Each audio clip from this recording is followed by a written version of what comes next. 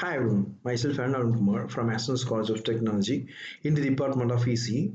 In this video, I am going to share about congestion control in transport layer and application protocols.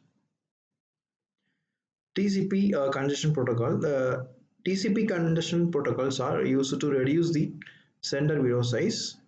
The size of the sender windows is determined by the two factors. First one is receiver window size and congestion window size. So generally, the congestion window sizes are very useful to identify the data's acknowledgement.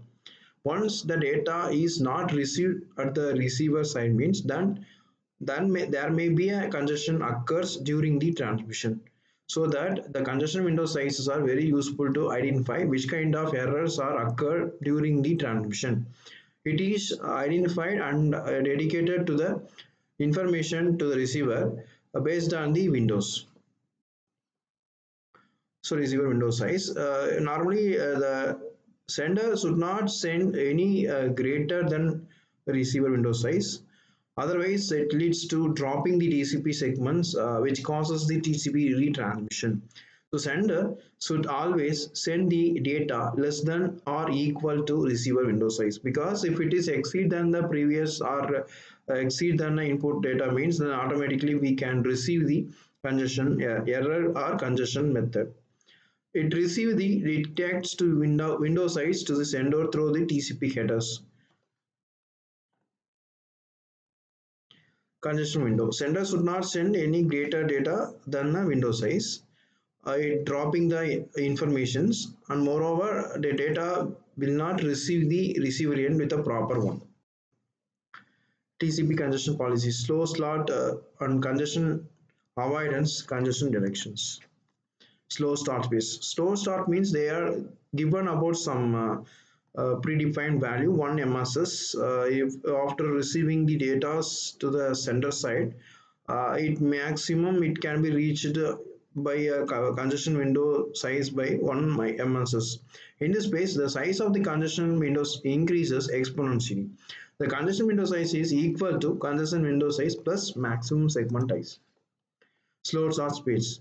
The slow start space means once if you are sending information to the receiver, then the receiver has to check whether it can receive the information from sender. After finalize the receiver side, then only it can able to transmit the acknowledgement to the sender. Our data has reached safely. Like that, it can able to pass the information to the sender. Once the sender receives the information, then it can able to transmit the next data to the receiver side. So like that, all the information has to be passed from sender to the receiver by slow manner.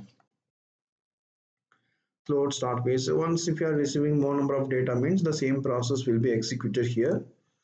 Slow start pace is based on the threshold value, because if you are able to transmit more number of data at the same time means then there may be some fixed threshold value. Threshold is the maximum limitation value.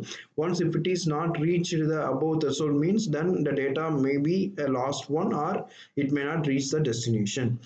The threshold value is based on the some formulas. The formula is receiver window size divided by maximum segment size divided by 2. Once your data are passed from the source, then the threshold has to be identified that your data may not reach the above threshold value. If it is reached above threshold, then automatically that then data has not cannot be forwarded the informations.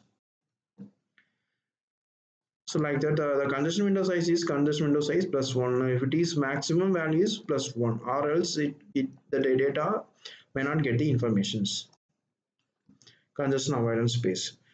Slow start means then automatically all the data are starting from 1 MSS. It will reach only the maximum values. Once if it is reached the maximum value, then congestion avoidance space will be executed. It is also forwarded based on the threshold value.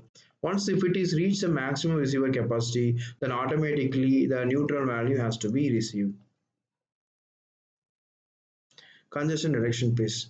The congestion direction pace is based on case. First one is the data has been based on the duplicate value, and second one is the sender receives the 3 duplicate acknowledgement for a segment. This case suggests that weaker possibility of congestion in the network. So there are chances that the segment has been dropped, but few segments sent later may have reached. So if we receive three duplicate acknowledgement means then the case 2 will be followed. Assessment. Describe the role of congestion control in TCP because we are transmitting the data from source to destination. At the time only the congestion may happen.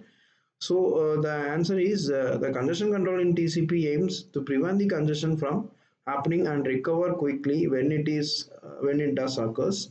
It dynamically adjusts the transmission rate based on the network conditions using a mechanism like slow start, congestion avoidance, fast transmit, and fast recovery. So these techniques are very useful to identify the congestion axis so that we can able to transmit the data without any congestions. Thank you.